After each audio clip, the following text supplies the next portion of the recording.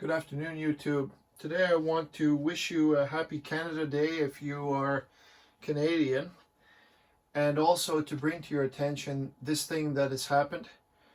10 churches, but they say that it was probably more. They haven't all reported in, have been vandalized.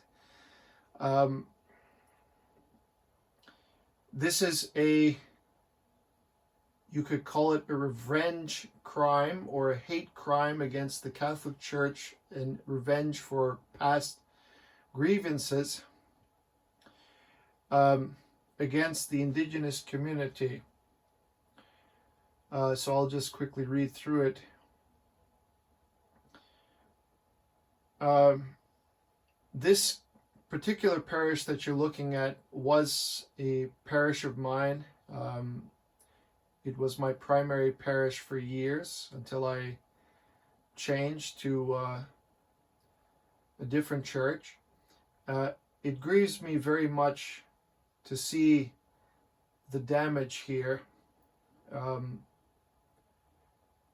I wanted to bring something to your attention that I felt I should. I don't actually believe Indigenous people committed this crime. I believe a hate group masquerading as Indigenous people may have performed this crime. I'm not saying that the Indigenous, that they weren't involved, and I'm not dismissing that, but I have a theory that this sort of thing, this kind of, I would call it racism, but it's not that. It's more like hatred against different religions. So religious intolerance is how I would classify it. Has been growing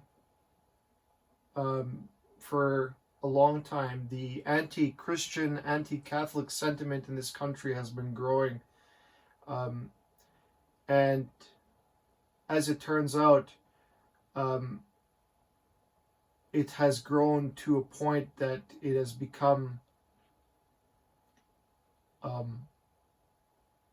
not merely a shadow anymore, but actual outbreak of hatred, you could say. Now, the mass media would have you believe that the Indigenous children that were in the unmarked graves next to the church, next to the residential school, is a mass grave, that children were buried there after being killed or wounded, and then mortally wounded, let's say, and then buried next to the school. And the perpetrators are obviously those that were running the school. I don't believe that. I have to believe that the people that were there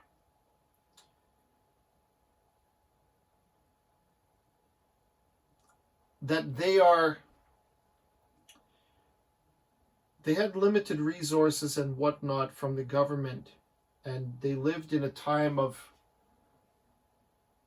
very harsh and uncomfortable and very limited in what resources that they had.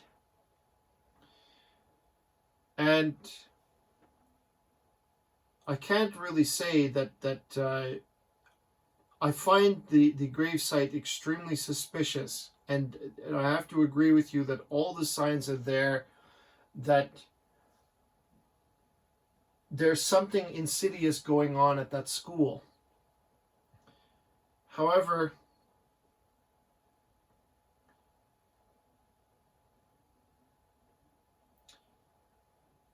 we have to accept that the story, that particular story, is designed to stoke anger and compassion in the hearts of Canadians, to stoke division between the Indigenous and between the Catholic Church. I know many Indigenous people whom are Catholic, who are Christian, and they're wonderful. They never talk about that they serve God against their will, or that they were coerced into serving God against their will.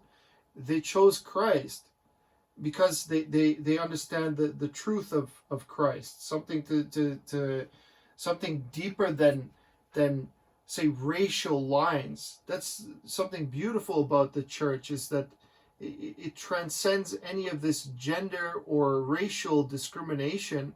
It doesn't care. You come to Christ upon your own accord, and it's not coercion or that people forced you to do it. People keep misreading history, or perhaps they read history as they want to, not as it is. And the extremism that is practiced in, say, the university and education, there's palpable hatred, or at least the stoking of hatred for Christian people, of the Christian faith.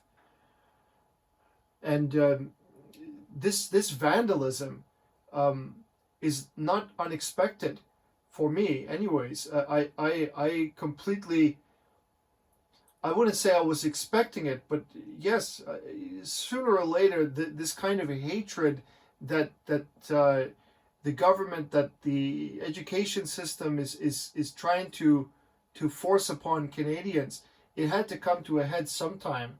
And here it is. This is the beginning of it, you might say. Churches have been vandalized in the past, but not like this. They vandalized this particular statue before, the defacing. You probably heard about it happening all over the U.S. But I saw another picture which said "Our Lives Matter," so it made me think of Black Lives Matter and the fascists that are pardon me, Antifa, anti-fascists that are in it, and it made me think that this crime is something harmful that's been growing in as a sentiment underground, so to speak, and the sentiment has grown and grown more angry and more dangerous, and decided that they were going to strike out. Right now they're doing with paint. Yesterday there was a church that was burned down to the ground. So the anti-Christian sentiment is very strong now in this country, well, particularly in this city, but by extension, the country of Canada, which was founded on Christian principles, has now turned against its original way of being. And the complication is that if the church were to speak out against this, they may be publicly condoning that they didn't deserve something like this kind of revenge crime. It's what makes it complicated. They cannot condone the children that were buried there, but I think there's a great deal of mystery shrouded upon that site that prevents any further scrutinization apart from what the media has officially reported, and I find that troubling and disturbing. What if some of the children died of natural causes, or sickness, perhaps? Perhaps some of them were orphaned. They were malnourished. I'm asking what kind of possibilities there would be that, not because I'm Catholic, but because it seems to be shrouded. What evidence is it that they were actually killed? Was there stab wounds, or there's some kind of choking? Can there be an autopsy on the kids so that we can find out the circumstances of death? Like, I would like to see if the church could be exonerated a little bit. Maybe it's not exactly what people are reading, you know. It could be controlling the narrative for us to perceive it as the Christian church killing these kids, but circumstances can be complicated or different from how we perceive. So maybe we should take a step back and see what actually happened. Did the kids actually, were they murdered? Or were they malnourished, or were they sick, or was there some other circumstances in which that they're not telling us, that's not being reported? It cannot be so how would you say, superficially analyzed. But definitely, if the perpetrators are willing to go through the trouble of, say, because this is meant to be a display of blood upon the doors, that's why they use red paint to condemn the church for the blood of the children, that the blood was spilt. And this really constrains the story. I just watched it on the news, the entire story, and like they only show one church.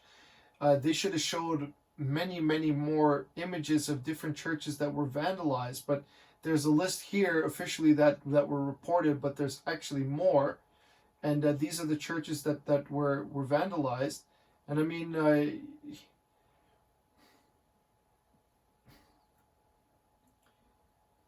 I will never condone what happened to those kids if they were murdered. I would push to have that crime answered for, those crimes answered for. As a Canadian, it angers me to see the kids in the mass grave, in next to the residential school. Not mass grave, but maybe a cemetery, whatever. Unmarked graves, pardon me. But again, before we jump to final conclusions and we become like ahead of ourselves in anger and rage, perhaps we can look at it a little bit more carefully and identify what actually happened to those kids. So, yes, please let me be clear. I am not condoning what happened to those children in defense of the church.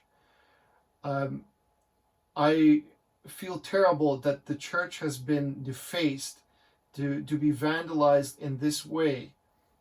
Christianity itself in this time is very peaceful. We want to practice our religion freely in peace in a country that we thought was peaceful.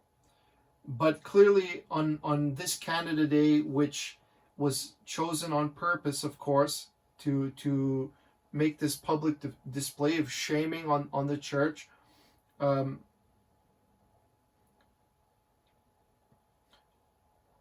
have to ask myself, people out there whom are Christian, I would say right now we are in a time where we should be very careful and we should defend the church. This animosity created against us is not by chance. It is a deliberate, manipulative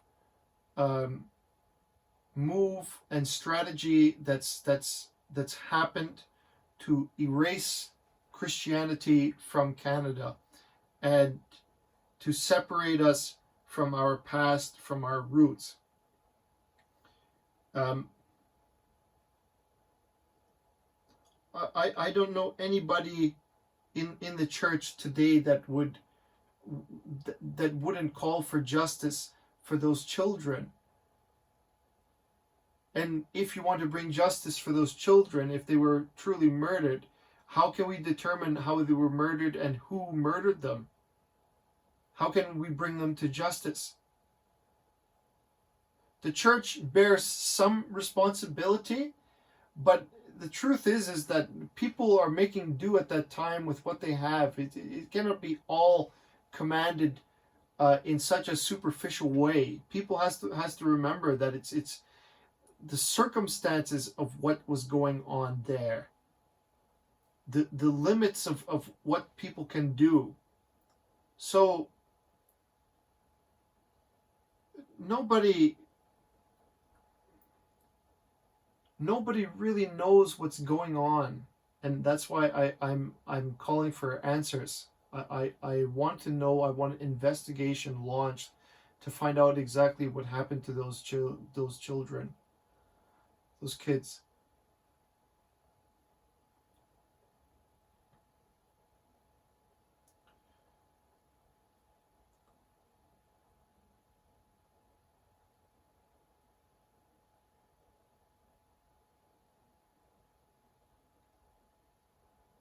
So I will conclude with that.